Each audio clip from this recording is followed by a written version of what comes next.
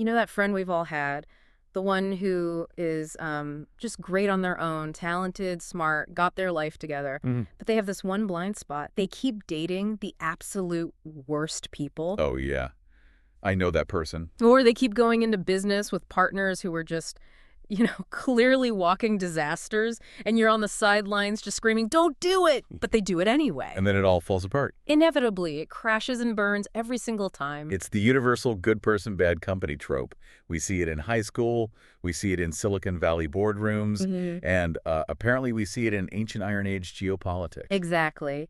And that is what we are unpacking today. We've got a stack of notes here based on a document called The Hazards of the Jehoshaphat Alliances. Which sounds very academic. It does, but before you tune out, because it sounds like a history lecture, stick with me.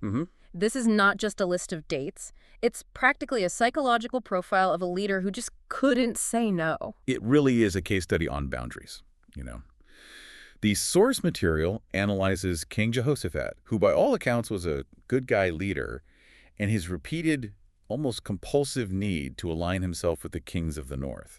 And the source doesn't pull any punches. It calls these connections hazards, not opportunities, not diplomatic strategies. It's just a warning label. It's a huge warning label. So our mission today is to look at the 3 specific case studies provided in the text Ahab, Ahaziah, and Jehoram, and figure out why this successful leader kept walking into the same trap 3 different times. And more importantly, the source forces us to ask the question, are we doing the same thing? Because the text implies that who you align with isn't just a strategy, it's a trajectory. Okay, let's unpack this. But first, we need to set the stage because the names can get a little heavy. Who is Jehoshaphat in this context? So, based on the background provided, Jehoshaphat is the king of Judah. Think of him as the CEO of the southern branch of the family business. He's successful, he's wealthy, he's reformed the judicial system, and he's spiritually devout. He's kind of the golden boy. The golden boy. Everything is going great for him. But then he looks north to the other branch of the kingdom, Israel, and decides he needs to be friends with them. And this is where the source material just zooms right in. Yeah. It lists 3 specific northern kings he aligns with. The first one is Ahab. Correct. The source cites 1 Kings 22 and 2 Chronicles 18. Okay, we need to actually talk about what happened here, because the summary doesn't do it justice. This isn't just a coffee meeting. Jehoshaphat goes to visit Ahab, and it sounds like a massive party, right? A huge feast. Sheep and oxen are being slaughtered. It's a big deal. And then Ahab pops the question, will you go with me to Ramoth-Gilead to fight? And this is the classic dominator alliance. Ahab is this powerful, aggressive personality. And what does Jehoshaphat say? He just says, I am as you are, my people as your people. He basically hands over his autonomy. Immediately. But here's the wild part, and the source highlights the danger here.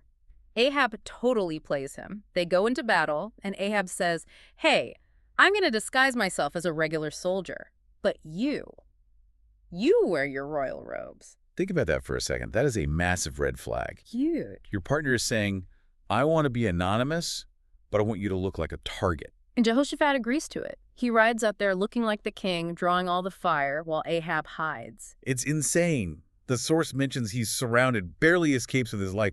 He literally has to scream for help. While Ahab, even in disguise, gets hit by a stray arrow and dies. It's a perfect example of an uneven risk profile. The hazard here wasn't just the war. It was the fact that Jehoshaphat absorbed all the risk for someone else's agenda. Okay, so that's alliance number 1, the military trap with Ahab. You'd think he learned his lesson, right? Don't partner with that family. You'd think. But the source moves us to the next case study, Ahaziah. This is Ahab's son. And this time, the context shifts. The source cites 2 Chronicles 20. This isn't a war. It's a business deal. This one, to me, feels deeper because it's subtler. The text says they joined forces to build ships to go to Tarshish. A shipping venture. Yeah, it's economic. Let's build a fleet, trade for gold, make a fortune. On paper, this makes total sense. You have the resources, I have the ports, let's scale up. It's a joint venture. But the source points out a critical detail about the outcome. The wreck. The text says the ships were wrecked at Ezion-Geber. They were broken. But notice when they were broken, they didn't sink in a storm halfway across the ocean. They broke in the port. They never even set sail. That is such a specific failure. It's like a startup that burns through all its venture capital and goes bankrupt before they even launch the product. Exactly. The source is highlighting that the alliance itself was the cause of the failure. It wasn't bad weather, it was bad alignment. The text explicitly says the venture failed because he allied himself with Ahaziah, who acted very wickedly. So it's the bad business partner hazard? You can have the best ship, but if the captain is corrupt, the boat won't float. So we have the military trap with Ahab, the business trap with Ahaziah, and then we get the third one, Jehoram. The other son of Ahab. Yeah. The source points to 2 Kings 3 for this one. This one feels different. It's like a guilt trip alliance. Jehoram is in trouble.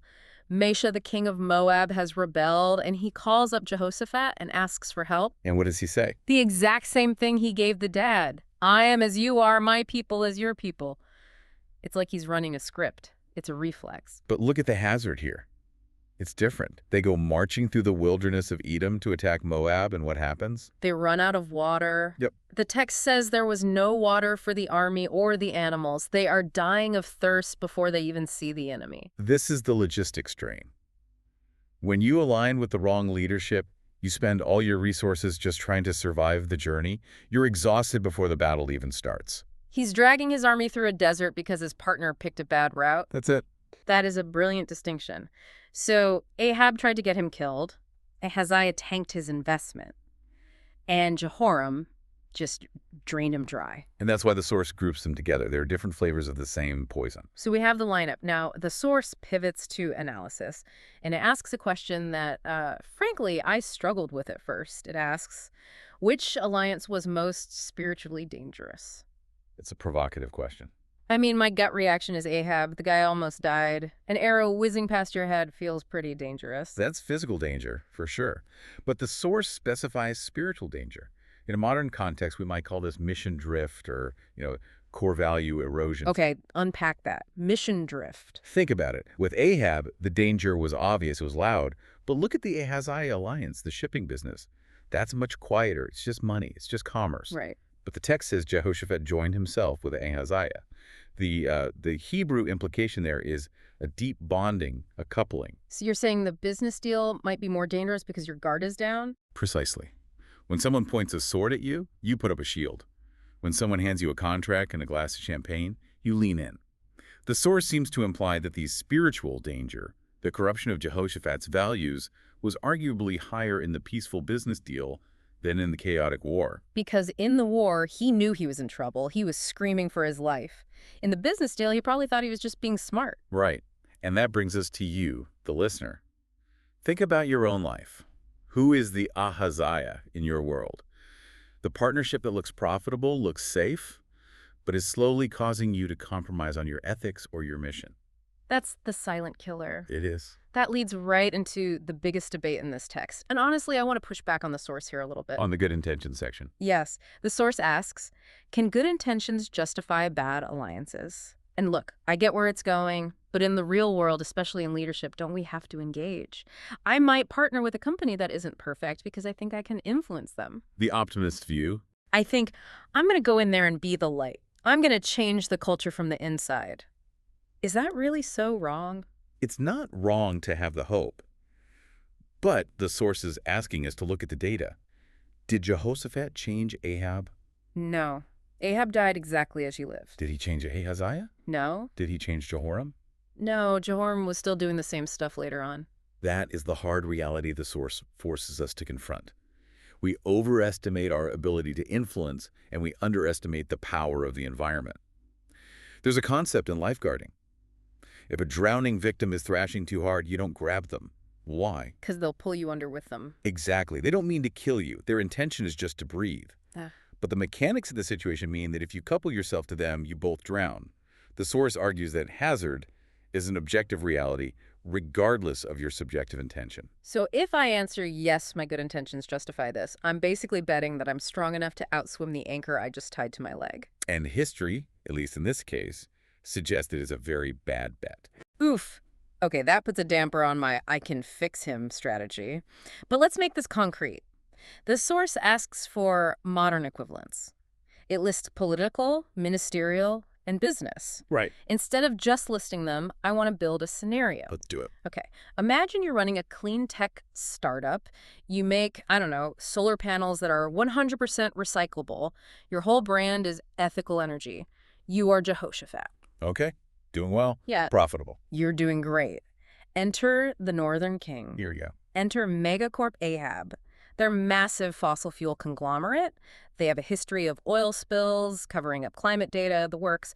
But they come to you and say, we love what you're doing. We want to partner. We'll give you distribution in 50 countries. We will 10x your revenue overnight. This is the perfect trap. This is the Ahaziah shipping venture all over again. Right. And you sit in the boardroom and say, think of the impact. If we use their distribution, we can get clean energy to millions of people. My intentions are good. But here's the hazard. The moment you sign that paper, their reputation becomes your reputation. Right. When Megacorp Ahab has another scandal next week, the headlines won't just say Megacorp sucks. They will say Megacorp and their partner, Ethical Energy, implicated in scandal. And suddenly my core customer base, the people who trusted me because I was clean, they leave. I've lost my identity. And it goes deeper. Suddenly Megacorp says, hey, we need to cut costs on those recyclable materials. Just use the cheaper stuff. Nobody will know. Now you're facing the Jehoram drain. Do you fight them? That takes energy. Do you give in? That kills your soul. So the hazard isn't just that the business fails, it's that you wake up 3 years later and you aren't running a clean energy company anymore. You're just a division of a dirty one. Precisely. You wanted the scale, but you got the baggage. The source is telling us that you cannot separate the asset from the liability when you sign a partnership. You buy the whole package. So what do we do? The source ends with a solution-oriented question, but it's tricky. How can leaders maintain influence without entanglement? The key word is entanglement. Right, because we can't just be hermits. If I'm that solar company, I do need to sell to the world. I can't just sell panels to my mom. The distinction the source draws, and this is vital for anyone in leadership, is about autonomy. Influence means I can affect your trajectory. Entanglement means my trajectory is tied to yours. Can you give me a practical example of the difference? Sure. Let's go back to the solar example. Entanglement is a merger.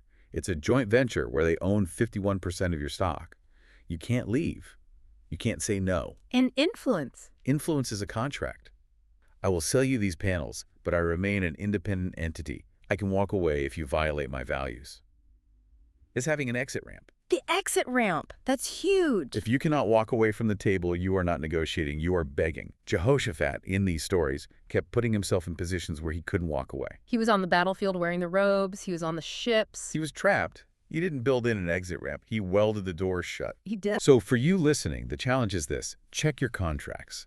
Check your emotional commitments. Do you have the ability to say no and still survive? If the answer is no, you aren't an influencer. You're a hostage. You aren't an influencer, you're a hostage. That is terrifyingly clear. It's the lesson of the Northern Kings. So let's wrap this up. We've looked at Jehoshaphat, a good man who made bad alliances. We saw the military trap with Ahab, which was the ego risk. The business trap with Ahaziah, the reputation risk. And the support trap with Jehoram, the resource risk. And the common thread was that he prioritized connection over discernment. He thought his goodness was contagious, but he learned that actually chaos is more infectious. So to everyone listening, whether you're looking for a co-founder, a spouse, or just a new circle of friends, look at the track record. Don't just look at the potential upside. Ask yourself, if this ship sinks, am I chained to the deck? It's better to sail a small boat alone than to be a passenger on the Titanic. I want to leave you with one final thought, something that has been bugging me since I read this source. We talk so much about having a seat at the table. We want to be in the room where it happens. But the story of Jehoshaphat asks us a hard question. What's that? If the price of getting a seat at the table is that you have to wear a disguise, or worse, wear a target on your back, is it really a seat of power? Or is it just a fancy electric chair? That is something to think about. Thanks for diving in with us. Check your alliances, everyone. See you next time.